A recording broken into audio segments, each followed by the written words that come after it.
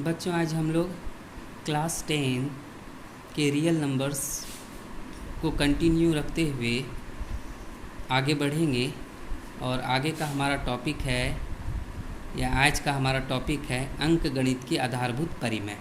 तो अंक गणित की आधारभूत परिमेय के बारे में आज हम लोग डिस्कस करेंगे। हम लोग जानेंगे कि ये क्या है, और इसे जानेंगे ही नहीं बल्कि हम लोग इसे फील करेंगे कि ये वो चीज़ें हैं जो हम पहले से जान रहे थे, सिर्फ इसे व्यक्त करना नहीं आ पा रहा था।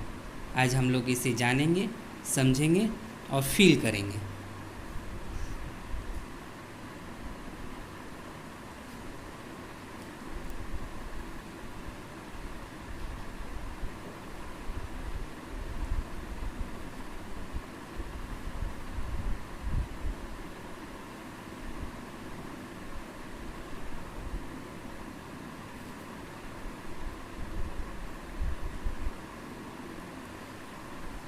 अंक गणित की आधारभूत परिमेय, फंडामेंटल थ्योरम ऑफ अर्थमेटिक।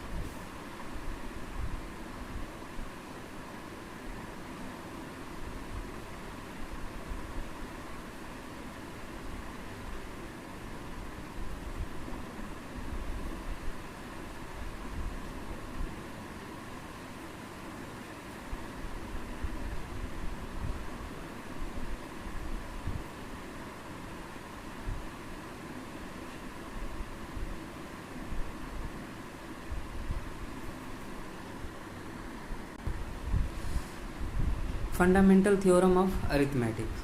तो फंडामेंटल थ्योरम ऑफ अरिथमेटिक अंक गणित के आधारभूत परिमेय के बारे में डिस्कस करने से पहले पिछली कक्षाओं में हम लोगों ने पढ़ा था भाज्य संख्या, अभाज्य संख्या, अभाज्य गुणनखंड। तो उसको दोहरा करके हम लोग अपनी जानकारी ताज़ा कर लें, तब हम अंक गणित के आधारभूत परिमेय पर डिस्कस करेंगे, तो इसे आसानी से हम लोग समझ सकते हैं। भाज्य संख्या,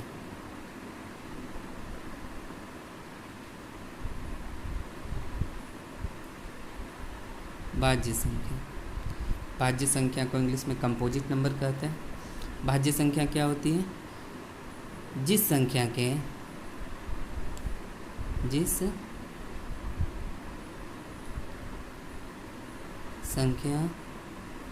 के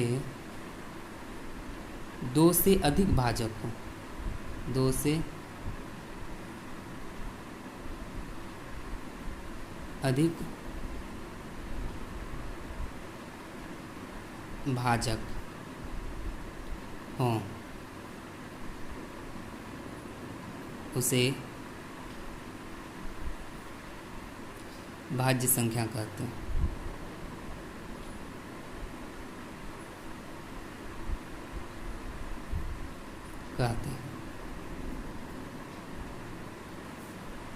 एग्जाम्पल के लिए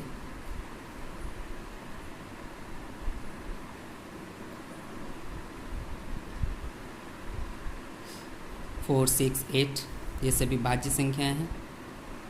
अब देखिए 4 का भाजक, 4 का भाजक क्या हो सकता है? भाजक मतलब होता है कि संख्या जिससे विभाजित होती है। 4 का भाजक, 4 का भाजक वे संख्याएं होंगी जो 4 को पूर्णतः विभाजित करती है, जैसे 1, 2, 4। अब देखिए 6 का भाजक, 6 का भाजक 1, 2, 3 और 6। तो 4 के कुल 3 भाजक हैं, 2 से अधिक भाजक हो गया, इसका मतलब 4 भाज्य संख्या है। फिर 6 को देखिए, 6 के कुल 1, 2, 3, 4 भाजक हो गए, 2 से अधिक भाजक है, इसलिए 6 भी भाज्य संख्या है। यहाँ पर एक बात ये हम लोग जान लें, जैसे हम कहते हैं कि 12 3 से विभाजित होते हैं, यानी 12 3 से विभाजित है, विभाजित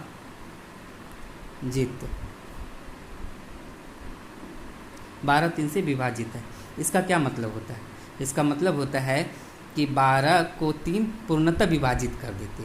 अगर आपसे पूछा जाए कि 12 3 से क्यों विभाजित होती है। तो आपका क्या जवाब होगा कि 12 3 से क्यों विभाजित होती है।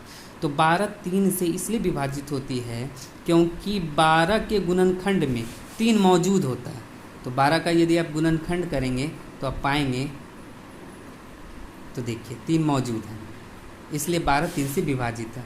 अगर 12 2 से विभाजित क्यों है, क्योंकि 12 के गुणनखंड में 2 मौजूद रहता है, इसलिए 12 2 से भी विभाजित होता है। 8 का भाजक, अब यहाँ देखें आप 8 का भाजक, तो 8 का कुल कितने भाजक होंगे 1 2 4 और 8। तो 8 का कुल भाजक हो गया 1 2 4 और 8, टोटल 4, यानी 2 से अधिक। इसका मतलब है कि 8 भाज्य संख्या, अभाज्य संख्या।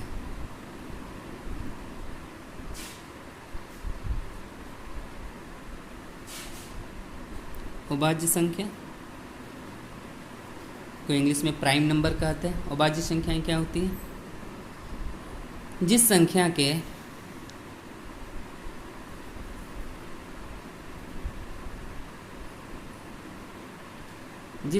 के केवल और केवल 2 भाजक हों।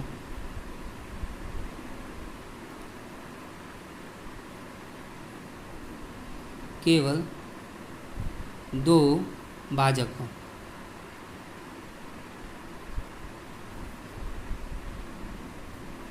जिस संख्या के केवल और केवल 2 भाजक हों उसे अभाज्य संख्या कहते हैं।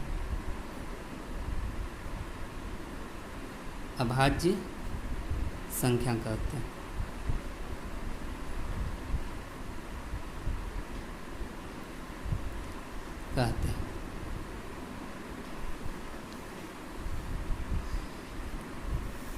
उदाहरण के लिए हम लोग देख लेते हैं, जैसे 2 3 5, बहुत सारी संख्याएं होंगी। अब लिखिए 2 का भाजक, 2 का भाजक यानी कि 2 को विभाजित करने वाली संख्याएं। तो 2 को विभाजित करने वाली संख्याएं कौन होंगी, ये 1 और स्वयं। 1 और 2 से विभाजित होगा। फिर 3 देखिए, 3 का भाजक, तो 3 का भाजक क्या हो सकता है, 1 और स्वयं 3। इसके भी केवल 2 भाजक हो गए। 2 का भाजक भी केवल 2 हुआ। 3 का केवल 2 भाजक हो गया। उसी तरह से आप 5 देख लीजिए, 5 का भाजक 1 और 5, इसके भी केवल 2 भाजक है, भाजक जिससे वो संख्या विभाजित होती है। तो 5 के भी केवल 2 भाजक हो गए। तो जिस संख्या के केवल 2 भाजक होते हैं उसे हम लोग अभाज्य संख्या कहते हैं।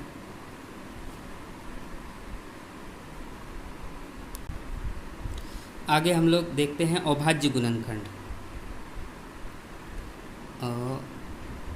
अभाज्य गुणनखंड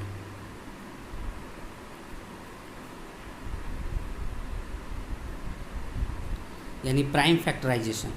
अभाज्य गुणनखंड क्या होता है, किसी भी संख्या का वह गुणनखंड जिसमें केवल अभाज्य संख्याएं होती है, यानी किसी संख्या का ऐसा गुणनखंड जिसमें केवल अभाज्य संख्या हो।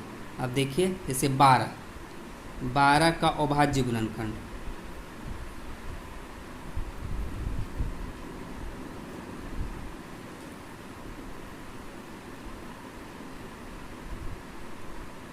बारह का यदि अभाज्य गुणनखंड निकालें तो क्या होगा,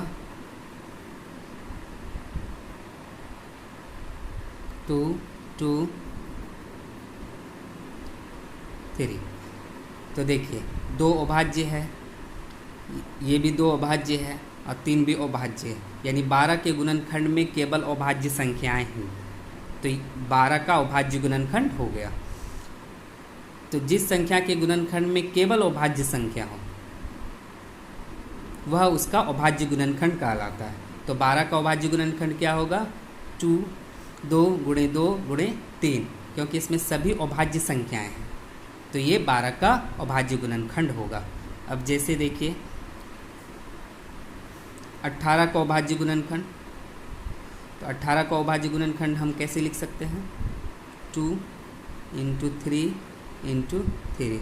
इसमें भी देखें सभी संख्याएं 2, 3 और 3 ये अभाज्य है, इसलिए 18 का अभाज्य गुणनखंड 2 इंटू 3 इंटू 3 होगा, क्योंकि इसके गुणनखंड में सभी संख्याएं अभाज्य हैं।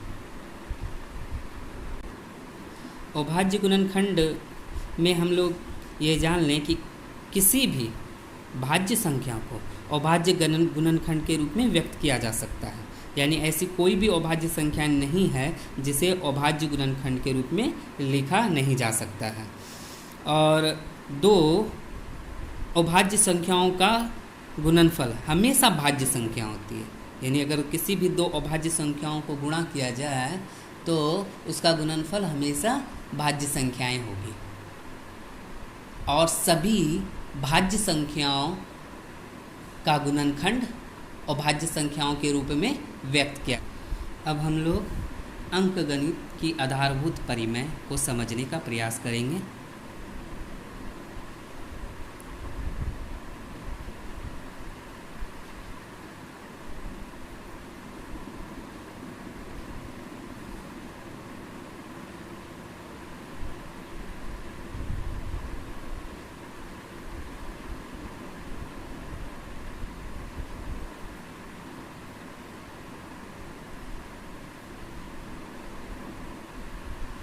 अंकगणित की आधारभूत परिमेय प्रत्येक भाज्य संख्या को अभाज्य संख्याओं के एक गुणनफल के रूप में व्यक्त किया जा सकता है तथा यह गुणनखंड अभाज्य गुणनखंडों के आने वाले क्रम के बिना अद्वितीय होती है।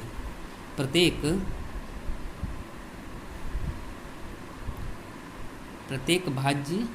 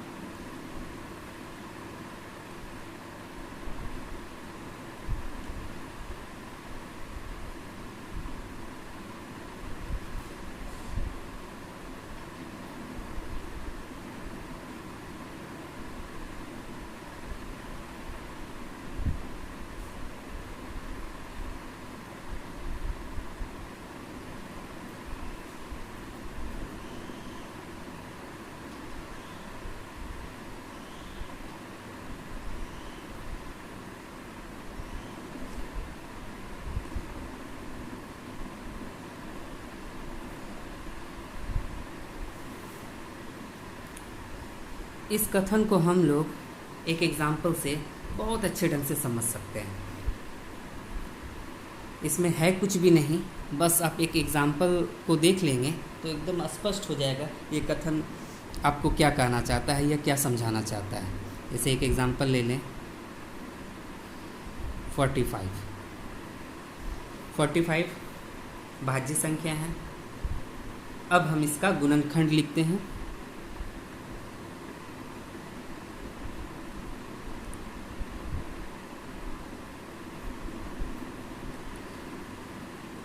फोर्टी फाइव का गुणनखंड कीजिए।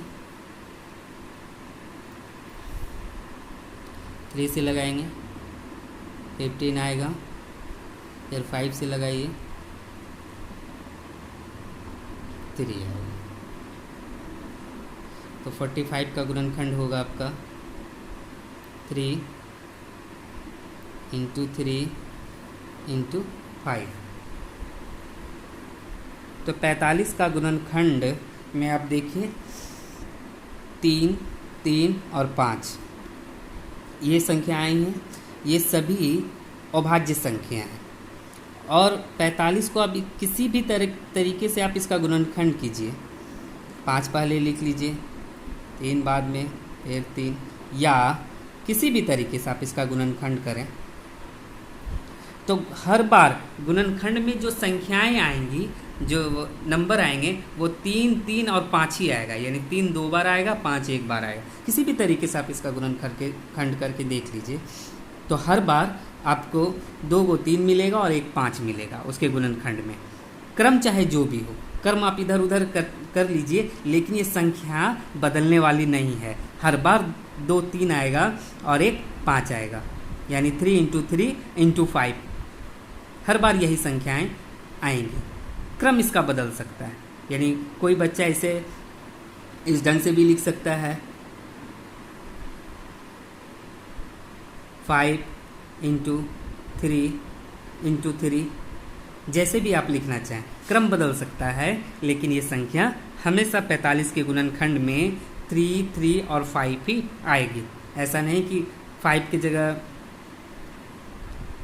11 आ जाए या 11 की जगह 13 आ जाए, ऐसा नहीं होगा। हर बार जो संख्याएं आएंगी वो आपका 3 3 और 5 ही मिलेगा। यानी 45 का यदि गुणनखंड किया जाए तो उसके गुणनखंड में जो अभाज्य संख्याएं आती हैं वो यूनिक होगा। यानी 45 का गुणनखंड हमेशा यूनिक होगा। यूनिक का मतलब होता है अद्वितीय। अब जैसे एक एग्जांपल और ले लें आप,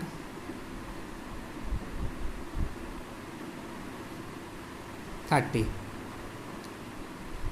का गुणनखंड करें तो इसका आप अगर गुणनखंड करेंगे 2 से, 3 से 5, देखिए 30 = 2 × 3 × 5। तो इसके गुणनखंड में 2 आया, 3 आया और 5 आया। तो इसका क्रम बदल सकता है, लेकिन ये अभाज्य संख्याएं नहीं बदलेगी। और दूसरा ये है कि ये हमेशा यूनिक होता है, नहीं बदलेगी, मतलब ये यूनिक होगा।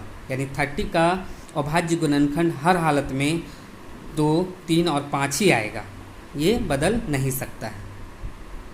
इसी को हम लोग कहते हैं अद्वितीय गुणनखंड, यानी यूनिक फैक्टराइजेशन।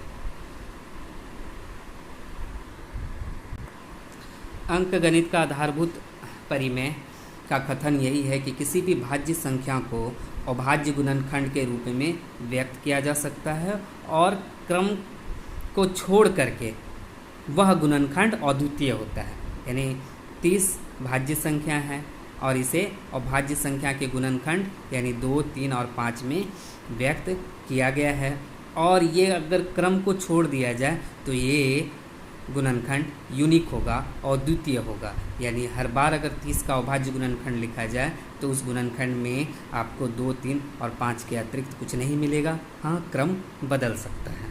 तो अंकगणित का आधारभूत परिमेय किसी भी भाज्य संख्या को अभाज्य संख्या के गुणनफल के रूप में व्यक्त किया जा सकता है और क्रम को छोड़ दिया जाए तो वह गुणनखंड अद्वितीय होता है।